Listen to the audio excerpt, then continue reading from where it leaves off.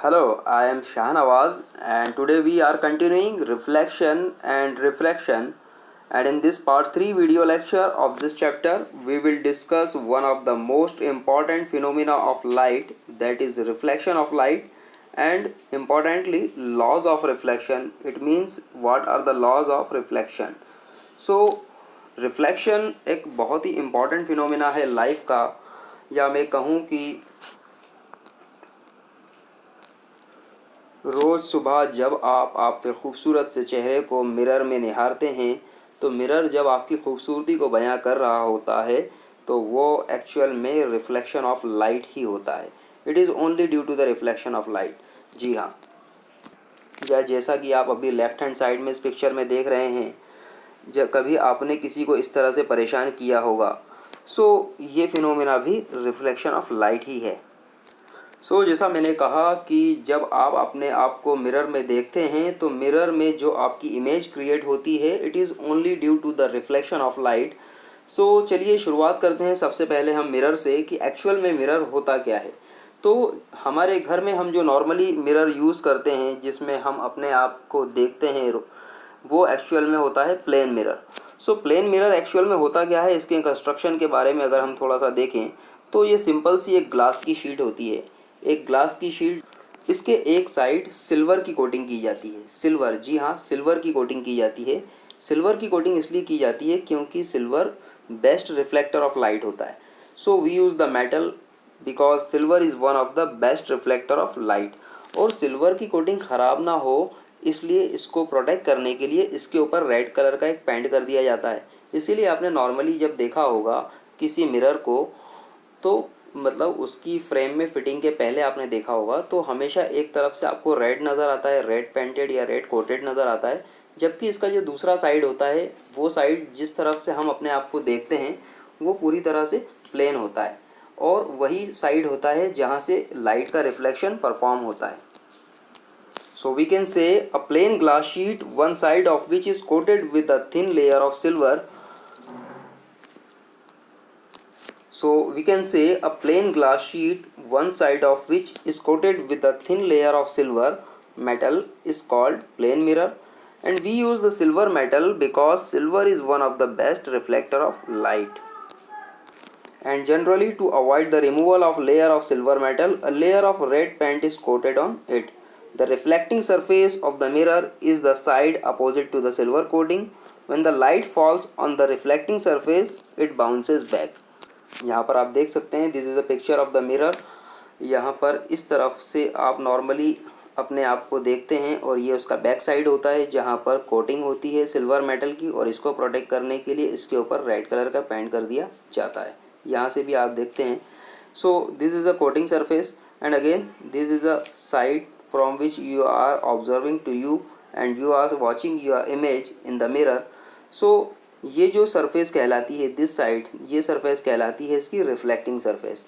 तो एक्चुअल में यहाँ पर रिफ्लेक्शन परफॉर्म होता है किस तरह से कि जब भी लाइट इस पर इंसिडेंस होता है तो लाइट इंसिडेंस होकर वापस अपने मीडियम में पहुँच जाता है. इट मीन्स कि लाइट रे जब इस पर इंसिडेंट होती है, लाइट रे इंसिडेंट होने के बाद बाउंस होकर वापस रिटर्न हो जाती है एक पर्टिकुलर एंगल से. This bouncing back of the light is called the reflection. The phenomena of bouncing back of light in the same medium after striking a surface is called reflection. Simply आपको clear हो रहा होगा कि किसी reflecting surface से या किसी भी सरफेस से जब लाइट बाउंस होकर वापस अपने मीडियम में चला जाता है जिस मीडियम से वो आ रहा होता है, this phenomena is called reflection of light. यहाँ से इस पिक्चर में भी आप देख सकते हैं, लाइट रे इस तरह से आई, एक पर्टिकुलर पॉइंट पर आई, स्ट्राइक हुई और यहाँ से इस पॉइंट से बाउंस होकर वापस रिटर्न हो गई उसी मीडियम में जिस मीडियम से वो आ रही थी. This phenomena is called the reflection of light. तो चलिए रिफ्लेक्शन को हम थोड़ा सा और डीपली समझते हैं. इसके लिए हम कंसिडर करते हैं reflection from the plane mirror. हम कंसिडर अभी कर रहे हैं कि यहाँ पर रिफ्लेक्शन जो है वो मिरर से ही हो रहा है, प्लेन मिरर से ही हो रहा है.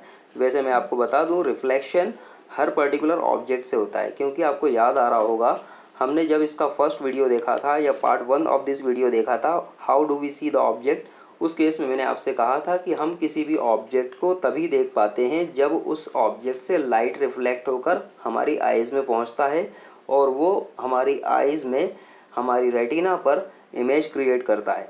सो रिफ्लेक्शन लगभग हर ऑब्जेक्ट ही करता है। हर ऑब्जेक्ट अपने एक पर्टिकुलर लाइट को रिफ्लेक्ट करता है। सो रिफ्लेक्शन लगभग हर पर्टिकुलर ऑब्जेक्ट से होता ही होता है। तो चलिए यहाँ पर हम कंसिडर कर रहे हैं प्लेन मिरर, क्योंकि प्लेन मिरर एक बहुत अच्छा रिफ्लेक्टर माना जाता है लाइट का, क्योंकि इसकी सतह, इसकी जो लेयर होती है वो बहुत ही स्मूथ होती है। सो सपोज हमने यहाँ पर कंसिडर किया हुआ है mm dash. Let us consider mm dash is a plane mirror which is positioned horizontally, and mm dash में जो नीचे वाला लेयर है ये है हमारी रिफ्लेक्टिंग सरफेस। इट मीन्स कि यहाँ पर इस तरफ से आप खड़े होकर अपनी इमेज को यहाँ पर वॉच कर सकते हैं, और ये वाला जो ग्रीन शेड नज़र आ रहा है आपको, ये इसका बैक सरफेस है। इट मीन्स कि इस सरफेस की तरफ इसकी कोटिंग है, इसके ऊपर रेड पेंट किया हुआ है। So mm dash is a plane mirror fixed horizontally with the reflecting surface downward. Clear? So reflecting surface किस तरफ है यहाँ पर? डाउनवर्ड। ठीक। अगेन अ रे of light Pn striking the mirror is called the incidence रे। ये एक लाइट रे है जो इस पर स्ट्राइक हो रही है, इस तरह से आप देख सकते हैं। ये लाइट रे को सपोज हमने यहाँ पर नॉमिनेट किया है Pn से, आप देख सकते हैं this is a Pn rays, P and N, this is called the Pn ray. It is considered as a incident ray. It means कि ये रे इंसिडेंस हो रही है कहाँ पर? इस रिफ्लेक्टिंग सरफेस पर, पॉइंट N पर। ठीक है। एंड अगेन इस पर्टिकुलर पॉइंट पर जैसे ही लाइट रे इंसिडेंट होती है वो बाउंस बैक, इट मीन्स कि रिटर्न हो जाती है अपने मीडियम में। तो दिस पर्टिकुलर रे इज कॉल्ड द रिफ्लेक्टेड रे, क्योंकि ये रिफ्लेक्ट होकर वापस जा रही है, बाउंस बैक होकर वापस जा रही है, इसीलिए इसे कहा जाएगा रिफ्लेक्टेड रे। और इसे हमने यहाँ पर नॉमिनेट किया है NQ से, NQ, क्योंकि पॉइंट N से आ रही है और Q की तरफ जा रही है। So it is called the NQ। यहाँ पर इस पर्टिकुलर पॉइंट A, इस पॉइंट N को कहा जाएगा point of incident. Point of incident क्यों पॉइंट ऑफ इंसिडेंट कहा जाएगा? बिकॉज इस पर्टिकुलर पॉइंट पर लाइट रे इंसिडेंट हुई और इसी पर्टिकुलर पॉइंट से लाइट रे वापस रिफ्लेक्ट हो रही है, बाउंस बैक हो रही है। इस पर्टिकुलर पॉइंट ऑफ इंसिडेंट से एक नॉर्मल जब हम ड्रॉ करते हैं, इस तरह से डॉटेड लाइन जो आपको नज़र आ रही है NN डैश, इसे कहा जाता है नॉर्मल। तो ये नॉर्मल बड़ा इंपॉर्टेंट पैरामीटर होता है इस पर्टिकुलर रिफ्लेक्शन ऑफ लाइट में, ये कैलकुलेशन में काफ़ी मदद करता है। So this normal is very important term in the reflection of light. So the dotted line NN dash drawn perpendicular to the MM dash at point N is called the normal, and the ray NQ which bounce back from the point N is called the reflected ray. अब यहाँ पर आप देखते हैं अगर, तो incident ray, जो incident ray है आपकी, इंसिडेंट रे इस पर्टिकुलर नॉर्मल के साथ में एक एंगल क्रिएट कर रही है यहाँ पर, जिसे हमने यहाँ पर डिनोट किया है आई से। अगर आप देख पा रहे हैं यहाँ पर it is denoted by the I, so it is called the angle of incident, angle of incidence. किस तरह से? तो ये एंगल को कहा जाएगा, क्योंकि ये रे थी पी एन और एन डैश, तो ये एंगल हो गया आपका PN डैश।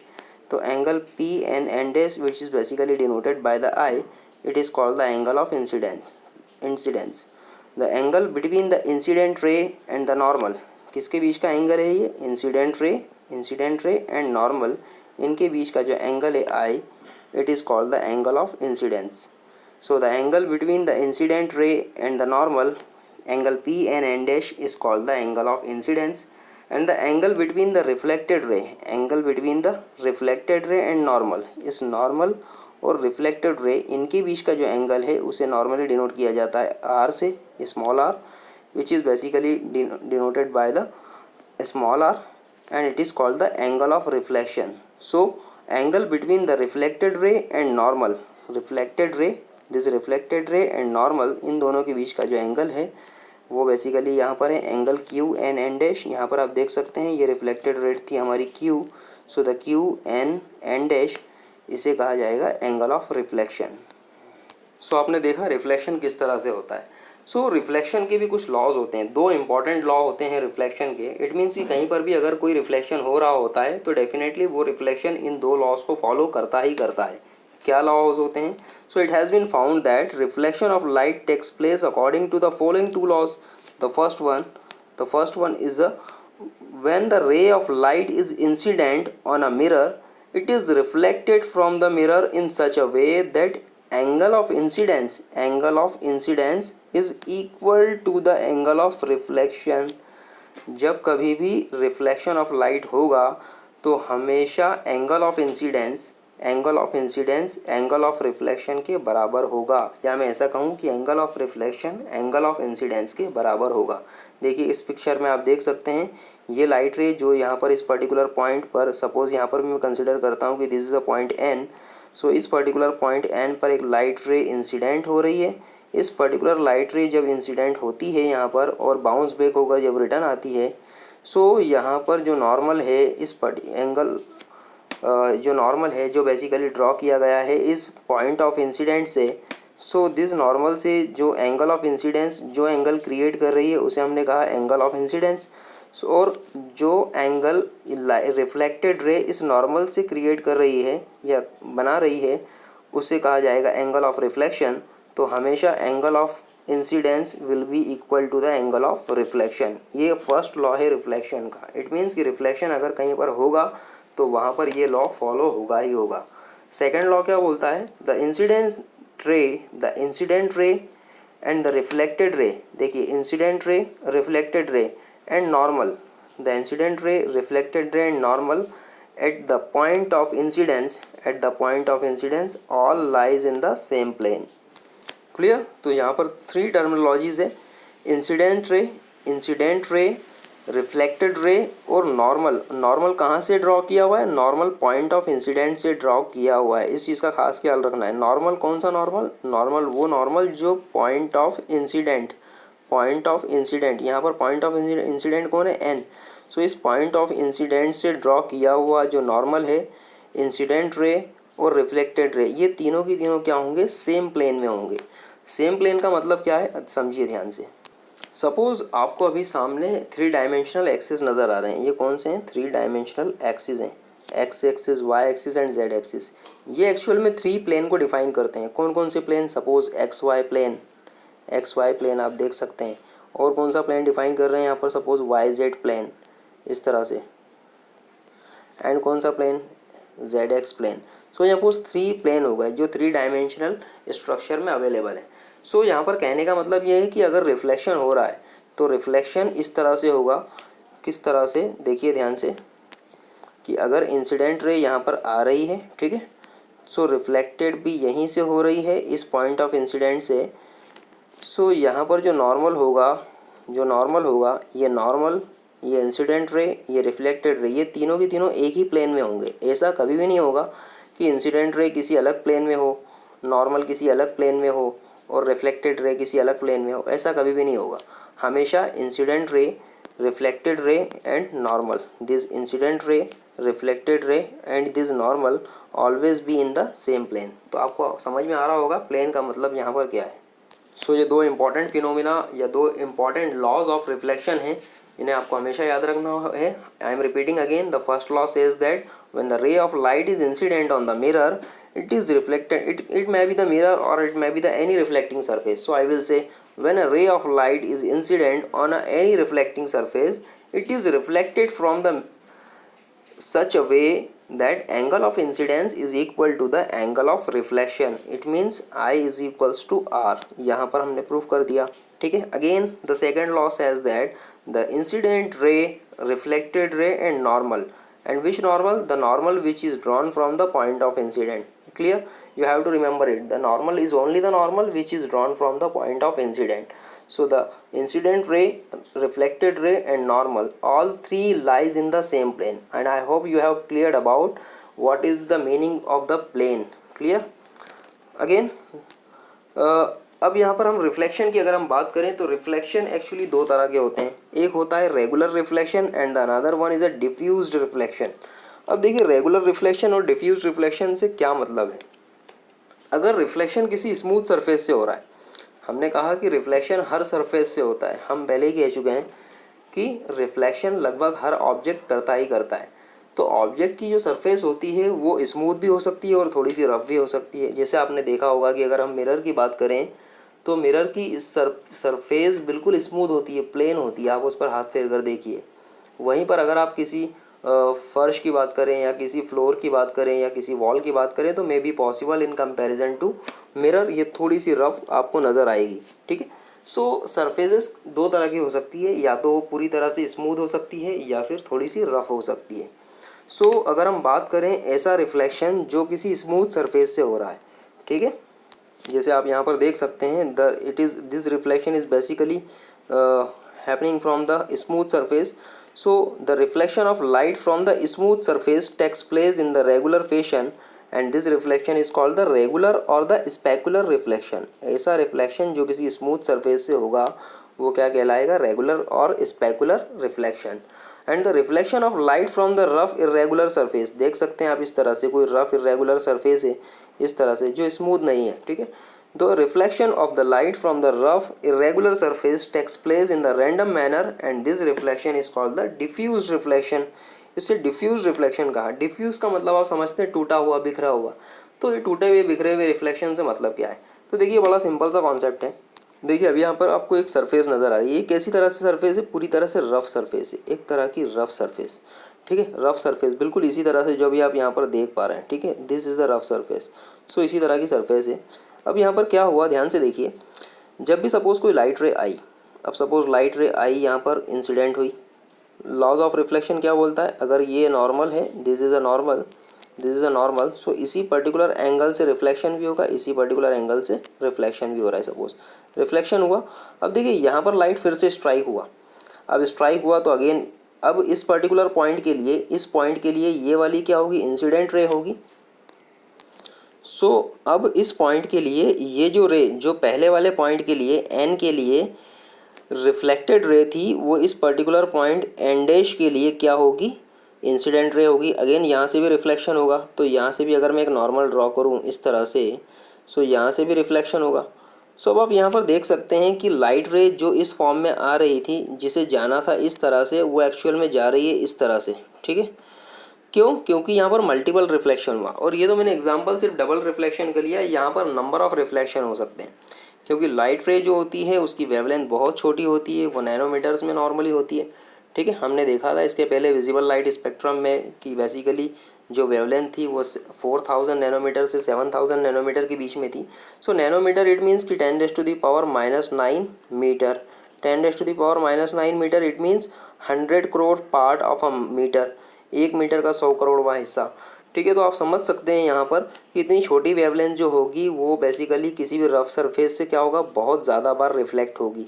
ठीक है, तो इस तरह से मल्टीपल रिफ्लेक्शंस हो सकते हैं किसी पर्टिकुलर लाइट के किसी सरफेस से, जिसकी वजह से उसका जो रिफ्लेक्शन है जिस पर्टिकुलर डायरेक्शन में नज़र आना था वहाँ पर ना नज़र आते हुए कहाँ पर नज़र आता है, किसी दूसरी डायरेक्शन में।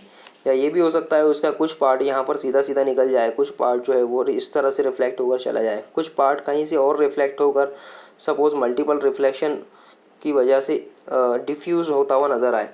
सो यहाँ पर ये जो रिफ्लेक्शन होता है ये कहलाता है डिफ्यूज रिफ्लेक्शन या बिखरा हुआ टूटा हुआ रिफ्लेक्शन। इसकी एक वजह और भी होती है, मैं वो भी बताता हूँ आपको। सपोज़ आप कंसिडर कीजिए एक और रफ सरफेस, यहाँ पर भी एक लाइट रे आई इंसिडेंट हुई, सपोज़ यहाँ पर भी क्या होगा, मल्टीपल रिफ्लेक्शन होगा, मल्टीपल रिफ्लेक्शन की वजह से ये हो गया। सपोज़ इस लाइट का कुछ पार्ट क्या हुआ, यहाँ पर एब्जॉर्ब हो गया इस पर्टिकुलर पॉइंट पर। ठीक है, या फिर आप यहाँ पर देखिए ये लाइट रे आई, लाइट रे को रिफ्लेक्ट होकर जाना था वो यहाँ गई, लेकिन यहाँ से फिर वापस रिफ्लेक्ट होकर वो ऐसी चली गई। सो अगर मैं बात करूं इस पर्टिकुलर लाइट रे की, यहाँ पर अगर आप थोड़ा ध्यान से देखें, सो ये जो लाइट रे, जो इंसिडेंट लाइट रे थी, इस इंसिडेंट लाइट रे की जो इंटेंसिटी थी, इट मीन्स कि इसका जो स्ट्रेंथ थी, पावर था, वो इतने सारे मल्टीपल रिफ्लेक्शन होने की वजह से जो फाइनल रिफ्लेक्टेड रे थी वो थोड़ी सी कमज़ोर हो गई। क्यों, क्योंकि मल्टीपल रिफ्लेक्शन होने की वजह से क्या हुआ, ये जो पॉइंट्स हैं, ये जो सरफेस हैं, ये पूरा रिफ्लेक्शन नहीं करते, कुछ पार्ट इस लाइट का ये क्या कर लेते हैं, एब्जॉर्ब भी कर लेते हैं, कुछ पार्ट इस लाइट का ये क्या करते हैं, एब्जॉर्ब भी कर लेते हैं। सो लाइट का कुछ पार्ट एब्जॉर्ब करने की वजह से हर रिफ्लेक्शन के बाद जो रिफ्लेक्टेड रे होती है उसकी इंटेंसिटी इंसिडेंट रे की इंटेंसिटी से थोड़ी सी कम होती है। ठीक है, क्योंकि पॉइंट ऑफ इंसिडेंट पर या पॉइंट ऑफ इंसिडेंस पर क्या हुआ, उस लाइट की कुछ एनर्जी एब्जॉर्ब हो चुकी है। तो इस तरह से जब मल्टीपल रिफ्लेक्शंस होते हैं तो जितनी बार रिफ्लेक्शन होगा उतनी बार इसकी एनर्जी का एब्जॉर्प्शन होगा, और फाइनली ये जो लाइट रे फाइनल रिफ्लेक्टेड होकर जब बाहर निकलेगी तो ये बड़ी कमज़ोर सी नज़र आएगी, टूटी हुई बिखरी हुई सी नज़र आएगी, इसीलिए इसको डिफ्यूज्ड रिफ्लेक्शन भी कहा जाता है। यही एक रीज़न है कि इसे हम डिफ्यूज्ड रिफ्लेक्शन भी कहते हैं। ठीक है, तो आई होप कि you have clear about it, diffuse reflection and the regular और स्पेकुलर रिफ्लेक्शन। सो जैसा हमने द लॉ ऑफ रिफ्लेक्शन देखा कि angle of incidence is always equal to the angle of reflection, तो यहाँ पर एक स्पेशल केस होता है। देखिए, सपोज कोई लाइट रे इस तरह से आ रही है जो नॉर्मल से 0 डिग्री का एंगल क्रिएट कर रही है। सपोज आप यहाँ पर कंसिडर कीजिए ये आपका मिरर है, this is a mirror and light ray is coming in such a way like this, just perpendicular to the mirror, perpendicular to the mirror. तो ये सपोज इस पर्टिकुलर पॉइंट पे जब स्ट्राइक होगी, इस पर्टिकुलर पॉइंट पे जब स्ट्राइक होगी, सो पॉइंट ऑफ इंसिडेंट से ही क्या होता है, नॉर्मल ड्रॉ होता है। तो डेफिनेटली हम यहाँ से नॉर्मल ड्रॉ करेंगे। तो अब देखिए ये जो नॉर्मल ड्रॉ हो रहा है, ठीक है, ये जो नॉर्मल ड्रॉ हो रहा है वो नॉर्मल और इस इंसिडेंट रे, इनके बीच का एंगल कितना है, 0 डिग्री। ठीक है, इनके बीच कोई एंगल है क्या, नहीं। So obviously angle of incidence क्या होगा, 0 डिग्री, क्योंकि लाइट ऑफ इंसिडेंट इस नॉर्मल से 0 डिग्री का एंगल क्रिएट कर रही है। ठीक है, सो ऑब्वियसली रिफ्लेक्टेड एंगल भी कितना होगा, 0 डिग्री। सो यहाँ पर आप देखेंगे कि जिस पर्टिकुलर डायरेक्शन से लाइट रे आई, बाउंस बैक होकर वापस उसी डायरेक्शन में चली गई। ठीक है, सो ये क्या होता है, रिफ्लेक्शन का स्पेशल केस होता है। इट मीन्स कि जिस डायरेक्शन से लाइट आया उसी डायरेक्शन में रिफ्लेक्ट होकर वापस चला गया। इट मीन्स कि रिफ्लेक्शन का इफेक्ट किसी दूसरे डायरेक्शन में आपको देखने को नहीं मिलेगा। So we can say when the incident ray falls on the mirror at the right angles, normal और परपेंडिकुलर। क्लियर, यहाँ पर ये देखिए मिरर के कैसी है, परपेंडिकुलर 90 डिग्री पर है। ठीक है, नॉर्मल से तो एंगल इसका 0 डिग्री है, लेकिन मिरर से इसका एंगल कितना है, 90 degree. So the when the incident ray falls on the mirror at the right angles, normal or perpendicular, or at 90 degree, the angle of incidence is 0. Therefore, the angle of reflection is also 0. Why? Because I is equals to the R. Angle of incidence is equals to the angle of reflection. This means that after the reflection, the ray moves in the original path with the opposite direction. So I hope you clear about this special case of reflection. सो एक important चीज़ आपको यहाँ पर याद रखना है, ख़ास तौर से न्यूमेरिकल्स में अक्सर आपको एंगल ऑफ इंसिडेंस में थोड़ा सा कन्फ्यूज़न हो सकता है। नॉर्मली न्यूमेरिकल्स में इस तरह से बोल दिया जाता है कि द एंगल ऑफ इंसिडेंस ना बोलकर इस तरह से बोला जाता है कि द इंसिडेंट रे is making the angle with mirror. यहाँ पर ध्यान रखिए, उसे कहा जाता है कि एंगल ऑफ इंसिडेंस ना कहकर यहाँ पर कहा जाता है कि जो इंसिडेंट रे है आपकी, इंसिडेंट रे किसी मिरर के साथ में इतना पर्टिकुलर एंगल बना रही है। अब यहाँ पर ध्यान रखना है, अक्सर स्टूडेंट यहाँ कंफ्यूज हो जाते हैं और समझते हैं कि एंगल ऑफ इंसिडेंट यही है, एंगल ऑफ इंसिडेंट यही है। तो यहाँ पर आपको ध्यान रखना है, एंगल ऑफ इंसिडेंट बेसिकली क्या था, एंगल ऑफ इंसिडेंट रे का एंगल नॉर्मल के साथ में था, नॉर्मल के साथ में था, ना कि मिरर के साथ में। ध्यान रखें, एंगल ऑफ इंसिडेंट क्या होता है, angle between incident ray and normal. देखिए जैसे यहाँ पर सपोज दिखा रहा है, यहाँ अगर आप देखेंगे तो यहाँ पर क्लियरली दिया हुआ है, if in the question it is given that the incident ray makes an angle 30 degree with the plane mirror, देखिए यहाँ पर एंगल किसके साथ में बन रहा है, प्लेन मिरर के साथ में। तो it is not the angle of incident, it is not the angle of incident. ठीक है, आपको याद रखना है कि एंगल ऑफ इंसिडेंस क्या होता है, इंसिडेंट रे का नॉर्मल के साथ में एंगल होता है। ठीक है, तो अब यहाँ से कैसे कैलकुलेट करेंगे, तो हमें पता है कि बेसिकली जो नॉर्मल है वो नॉर्मल का प्लेन एंगल के साथ में कितना होता है, मिरर के साथ में कितना एंगल होता है, 90 डिग्री का।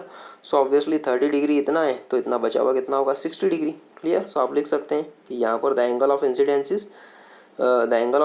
Is 30 degree in the figure, यहाँ पर क्लियर दिख रहा है। ठीक है, so it is not the angle of incidence actually, it is the angle of incident ray with the plane mirror, but it is not the angle of incidence. Angle of incidence, what will be the, it will be the 90 degree minus this 30 degree, it has become 60 degree. So therefore the angle of incidence will be 60 degree here. So you have to remember this particular notation when you are solving the numericals, and this is the most important caution for the numericals. The most of the students get confused about it and you have to remember that. Clear? So I hope you enjoyed this lecture and you learned a lot. If you are having any of the doubts, so just watch this lecture many times, and if you have the query, you can WhatsApp to me. Thanks again.